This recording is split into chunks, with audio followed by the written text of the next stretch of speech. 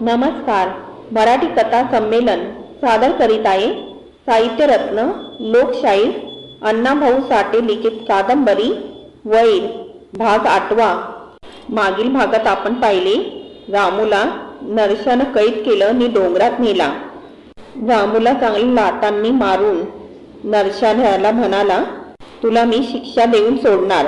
500 दंड आणि 500 बैठक काढून चालता हो आणि उठबस करताना दमू नको, नाहीतर आणखीन 500 रुपये दंड. भीतीने रामूने 500 उठबशा काढल्या. त्यानंतर नरशानं त्याला पाणी द्यायला सांगितले. तो पाणी प्याला तेव्हा त्याला जरा तरतरी आली. मग नरशा घरी निघाला. त्यावर नरशानं त्याला गोपाळरावांना द्यायला एक चिठ्ठी दिली आणि नंतर गुणासाठीही एक सांगावा दिला की मी तुला लवकरच भेटायला येतो, तयार राहा. नरशा पाय ओढत ओढत गावात पोचला आणि जो अंथरुणावर पडला तो 3 दिवस उठलाच नाही.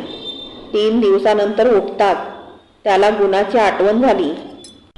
मग तो गुणाकडे गेला आणि त्याने गुणाला नरशाचा सांगावा सांगितला. त्यानंतर तो गोपाळरावाला भेटला. गोपाळराव, मुनीमजी आणि करीम तो खोटं बोलतो आहे असं म्हणाले. त्यावर त्याने पुरावा म्हणून नरशाची चिठ्ठी गोपाळरावाला दिली. आता पाहूया पुढे. रामूनं चिठ्ठी काढून गोपाळरावापुढे ठेवली आणि त्या चिठ्ठीकडे पाहून सर्व भयभीत झाले. त्या चिठ्ठीकडे डोळे फाडून पाहत गोपाळराव म्हणाला, मुनीमजी, ही चिठ्ठी घेऊन वाचा.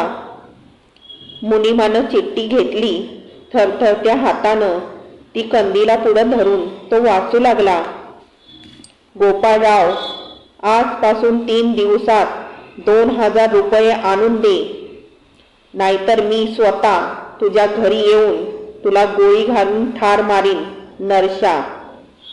हा मजकूर ऐकून गोपाळराव वेड्यासारखा चहूकडे पाहू लागला.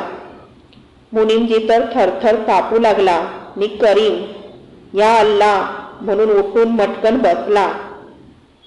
तेव्हा रामू म्हणाला, करीम, शिंगा लांब नाही. आता अल्लाचं नाव घेऊन काय फायदा, नरशाच येणार आहे.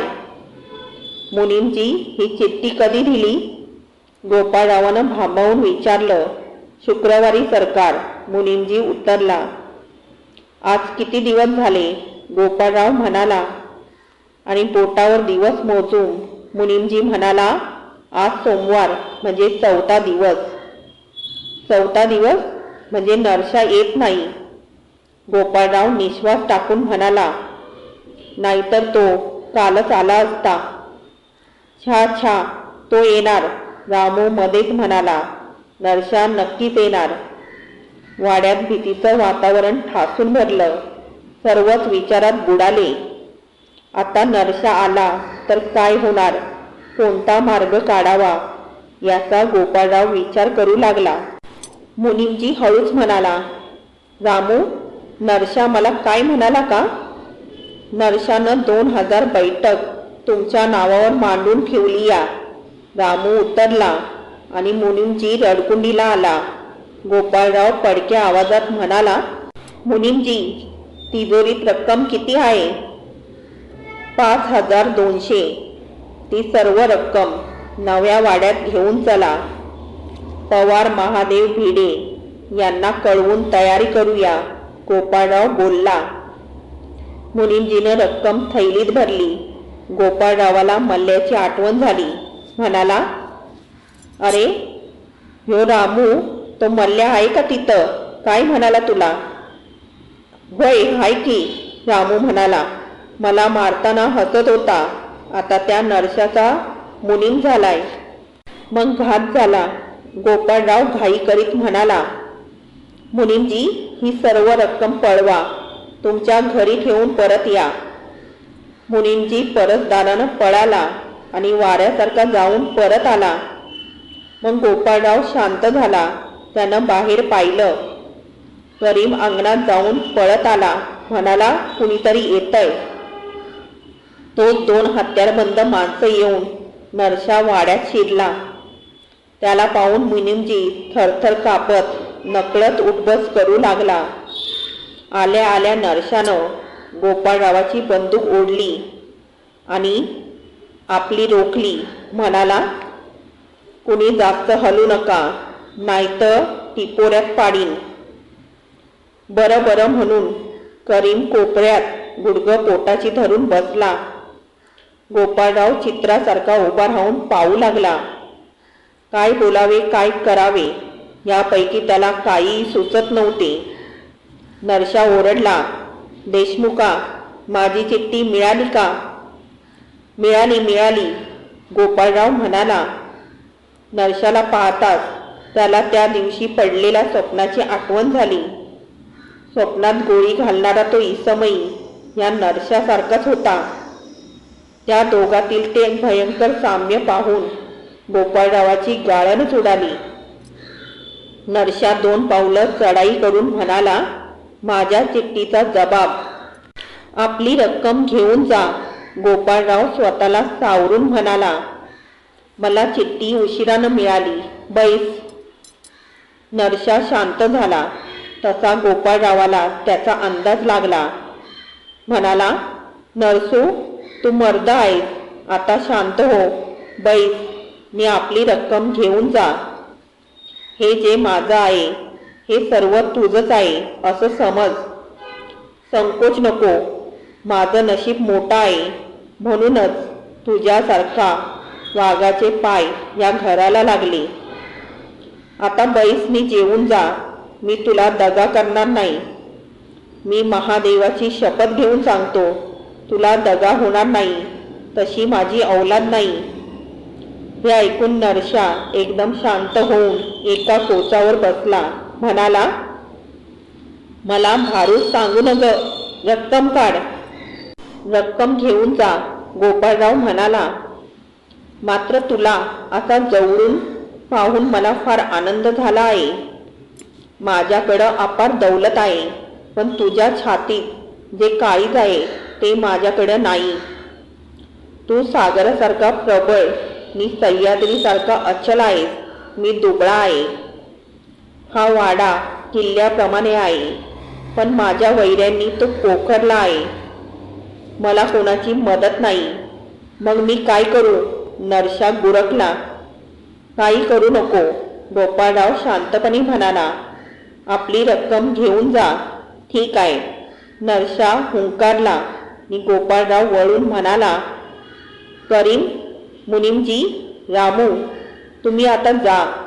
पण हे पहा, नरसू इथे आहे हे कुठंही बोलू नका, नाहीतर जीभ जाग्यावर राहणार नाही. ते तिघं पुढील ऐकण्यासाठी थांबले नाहीत. त्यांनी एकदम पळ काढला. मुनिमजीला घालवून किल्ली चाचपत गोपाळराव म्हणाला, नरसू, पैशाचा प्रश्न नाही, तू घेऊन जा. पण एक विनंती. काय करू? 2 दिवस या वाड्यात राहा, खा पी. मी उद्याच मुनिमाला कराडला पाठवून बँकेतून रक्कम आणतो. ती घे नि मग जा. ठीक आहे. नरशानं होकार दिला आणि गोपाळरावाला आनंद झाला. तो म्हणाला, ह्या गावात माझे फार वैरी आहेत. तू माझा मित्र आहेस. हे त्यांना कळालं तर ते माझं नाव काढणार नाहीत आणि तुला 2 दिवस ठेवून घेण्याचा माझा तोच हेतू आहे. एवढे उपकार कर. असं म्हणून त्यानं पटकन नरशासमोर गुडघे टेकले. नरशाला त्याची दया आली. 2 दिवस एळापुरात राहण्याचे त्याने कबूल केले. गोपाळराव वेड्यासारखं करीत म्हणाला, आता माडीवर जाऊन आराम कर. मी आत्ता तुमच्या जेवणाची तयारी करतो. असं म्हणून नरशाला माडीवर घालवून स्वतः मुनिमजीकडे पळत गेला. 2 कोंबड्या कापून नरशाच्या जेवणाची तजवीज करून परत आला आणि मुनिमजीला म्हणाला, मुनिमजी, नरसू इथे आहे. त्याच्या जेवणाची सर्व जबाबदारी तुम्हावर आहे. गहूभर कमी पडू देऊ नका. जुन्या वाड्यात नरशानं तळ दिला होता. रोज सकाळी दुपारी कोंबडी कापून जेवण तयार होत होतं. बँकेतून रक्कम आणतो म्हणून मुनिमानं दडी मारली होती. मुंड्याचं नरशाची उठबस करीत होता. करीम रामू यांना नरशाच्या अस्तित्वाचा ठाव ठिकाणा नव्हता. नरशा आला नि रक्कम घेऊन गेला असंच त्यांचं मत झालं होतं. परंतु नरशा आल्याची भूमिका गावात उठलीच होती. दुपारचे जेवण झाले होते. भरपूर जेवून नरशा माडीवर विश्रांती घेत होता. खाली गोपाळराव बसून काहीतरी लिहित होता. आपण मुनिमजीची वाट पाहत असल्याचे भासवीत होता. सरकार घात झाला, गोविंदराव भिडे धापा टाकीत येऊन म्हणाला.